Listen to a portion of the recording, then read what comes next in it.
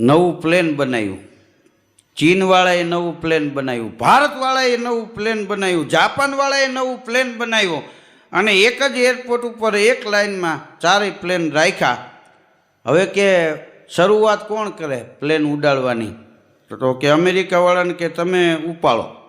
તો અમેરિકાવાળાએ બધી technology check કરી પછી પ્લેન ઉપાડ્યું. પછી જાપાનવાળાનો વારો આવ્યો, એ કે તમે પ્લેન ચડાવો. તો એને બધું ચેક કર્યું પછી પ્લેન ચડાવ્યું.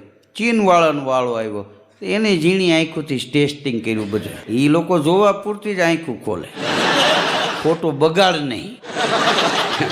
બધું ચેક કરી અને પ્લેન ચડાવ્યું. પછી ભારતવાળાનો વારો આવ્યો. ભારતવાળાને કે હવે તમે પ્લેન ચડાવો. તો કેલા નાળિયેર લઈ આવજો. સીધું નાળિયેર વધેરીને બેહી જ ગયો, ઉપાડી જ મૂક્યું. બોલો, આપણે ગમે એ કામમાં નાળિયેર પહેલાં.